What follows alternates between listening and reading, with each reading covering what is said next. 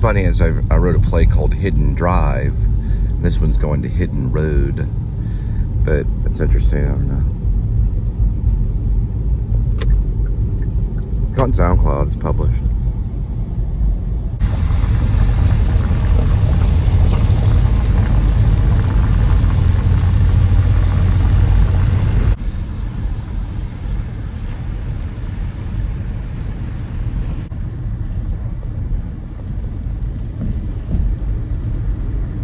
Really nice houses, Fort Worth. Look at this one right here. Big time millionaires live here. It's great. It's a really big golfing community in Fort Worth. So, you know, there's a lot of wealthy people.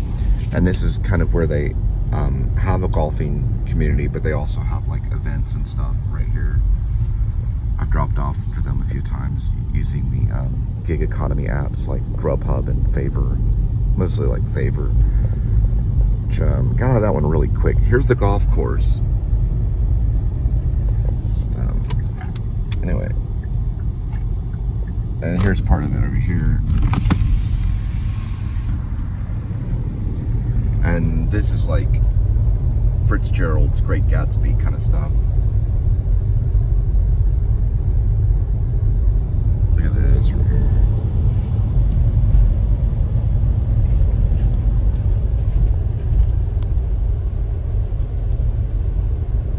There's movie stars that don't even live in houses that big. Look at all of this on the other side of the golf course. And this is like brilliant stuff right here.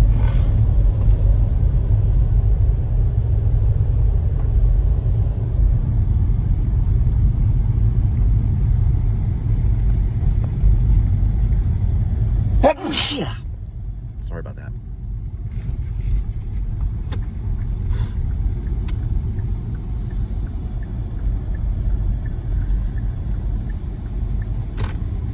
This is the Hidden Drive.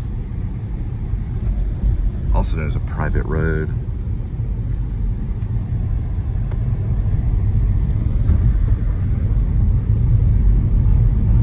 The Hidden Drive, the play I wrote, is it's basically a hidden drive off of the Moosehead Trail, which I believe is number 7, coming right out of Dover Foxtrot. We're in Fort Worth right now, I don't want to get you confused. Some similarities, just minus the moose. They both have white-tailed deer though.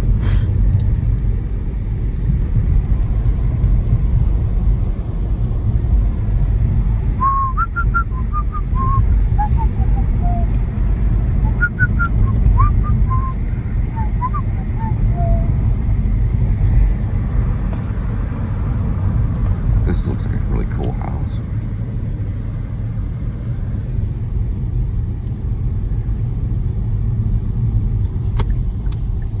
Right on the edge of the golf course too, if you're a pro golfer.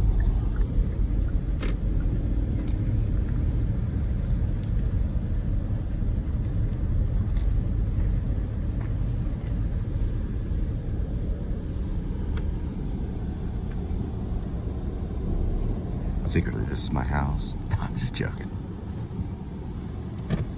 Or am I?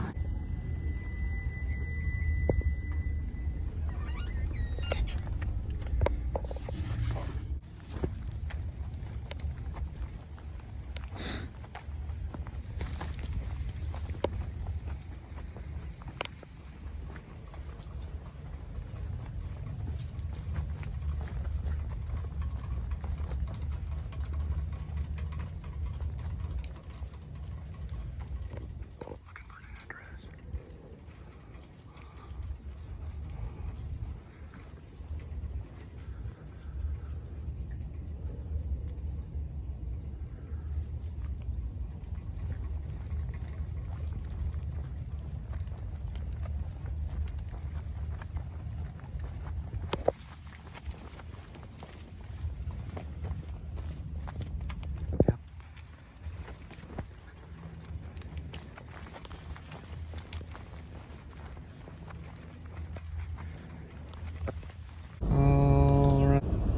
Next delivery is 9:35, 5 minutes, 1.7 miles.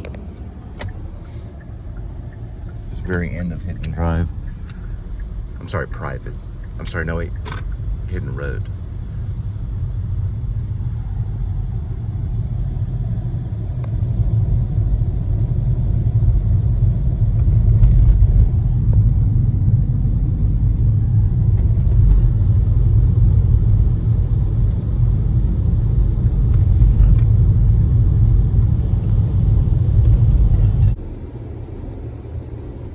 This is also a hidden road right here. It's actually hidden. It's hard. It's a hard road to find. It's not as easy as you think. It's kind of country.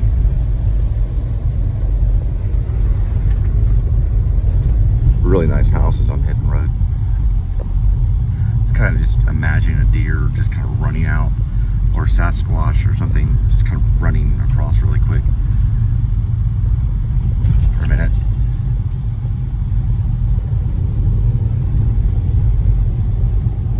Right off Alta Drive. And this is Hidden Road.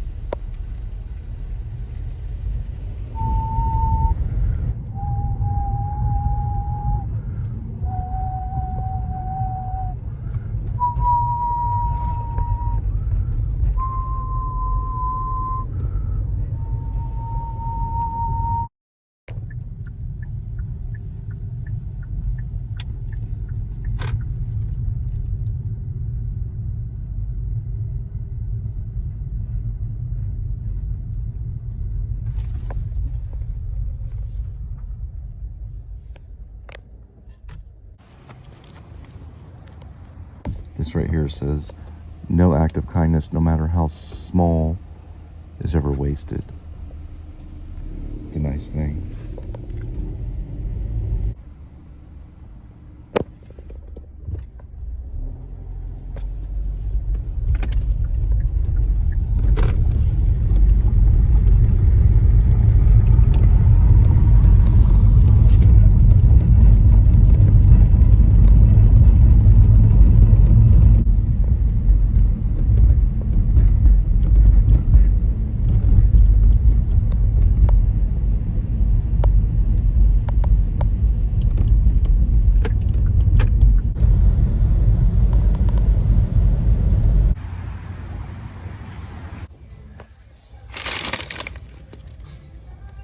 It's an economy pack with 80 drops. Not too bad. These are pretty good too for a supplement right here.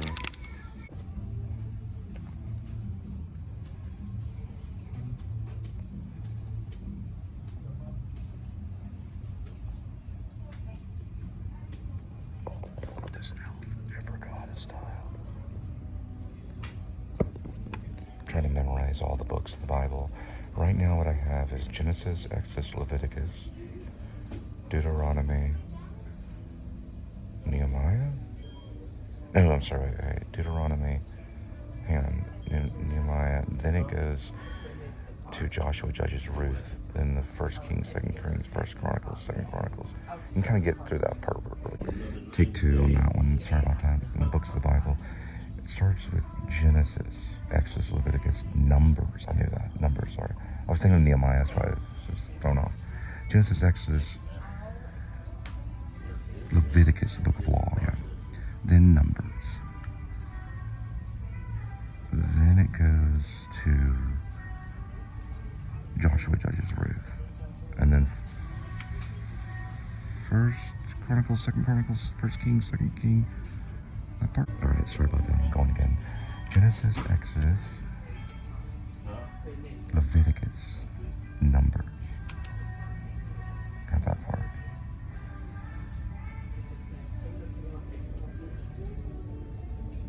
Joshua judges Ruth. Then 1 Samuel, 2 Samuel, which I read 1 Samuel, 2 Samuel's in Maine. Then 1 Kings, 2 Kings, and then 1 Chronicles, 2 Chronicles. Okay, we're doing another take on this. Genesis, Exodus, Leviticus, Numbers, Deuteronomy, then Joshua judges Ruth. Got it.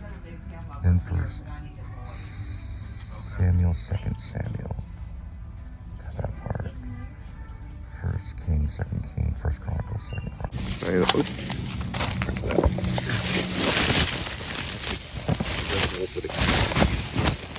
And a pure protein bar for, I don't know, I think it's help. And then I got some of these for, let's see, here, for sniffling.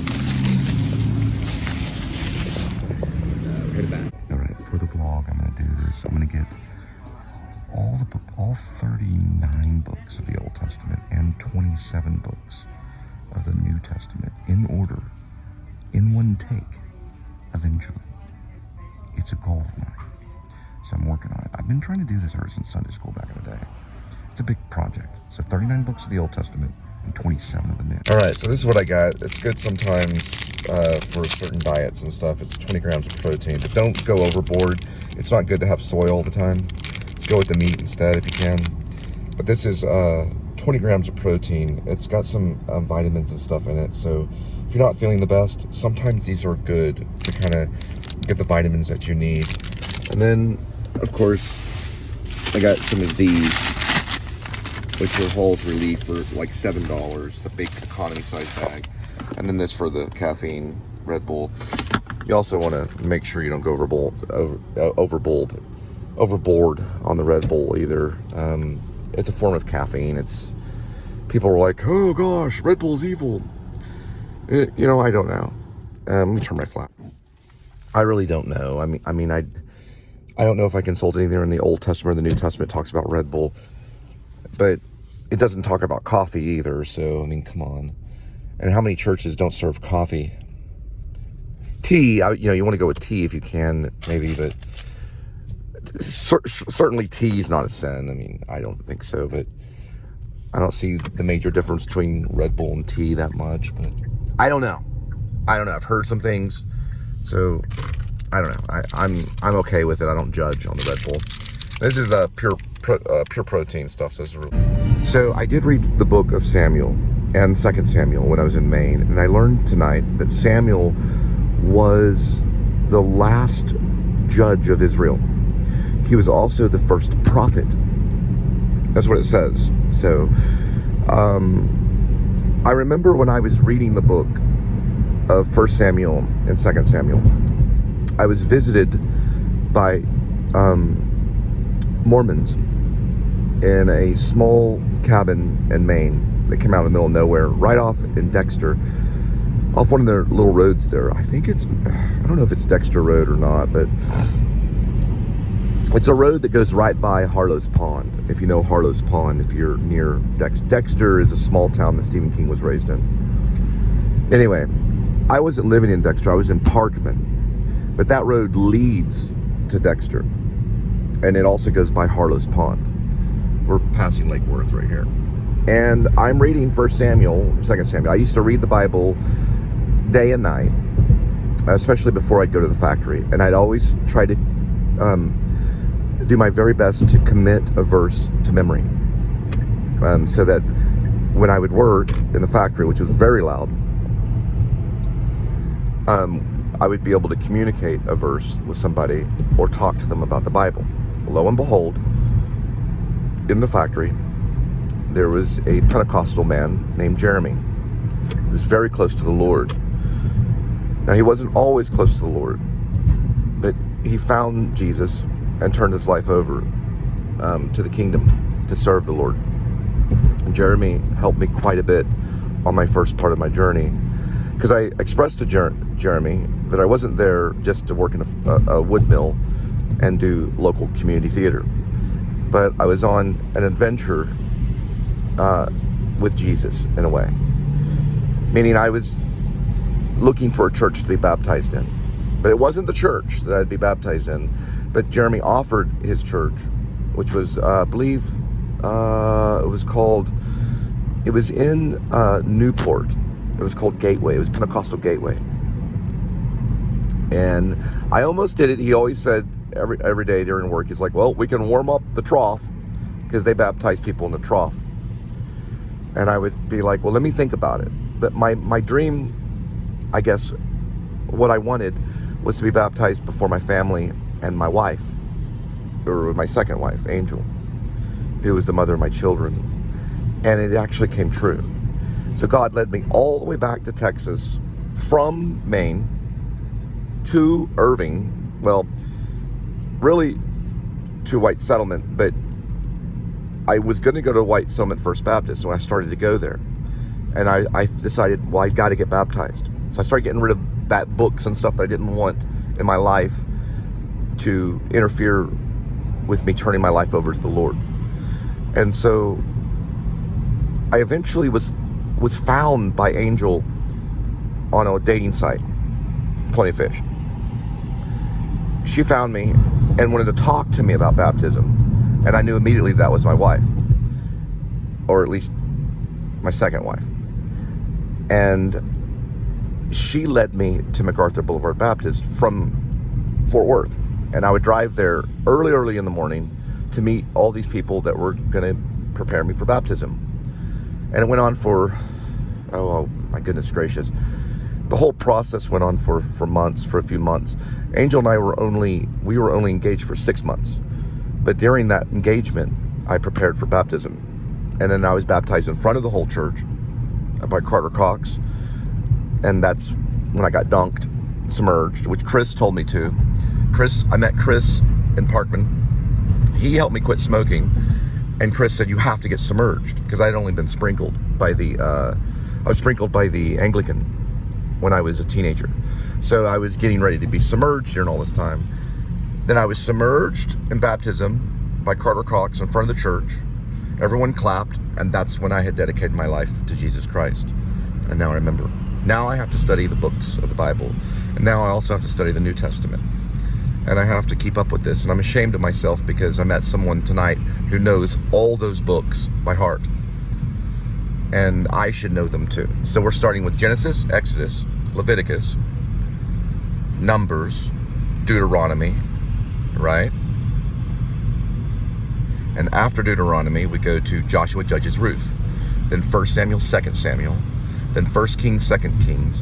And then 1 Chronicles, 2 Chronicles. And I'm going to try to get through all the books of the Bible in one take. And then we'll do a separate take of the New Testament, which is going to be easier. The New Testament's going to be easier because I studied some of the New Testament because I've done some Christian plays. And I was Luke in a play about Luke, about Jesus Christ and Luke. Here it is, water ponding on roadway. So if you took the English class that they took when they wrote water ponding, you won't have any problems looking up what ponding means. To me, it sounds like something a college professor would say to you. Beware of the water ponding. Thank you, Mr. College Professor. English literature.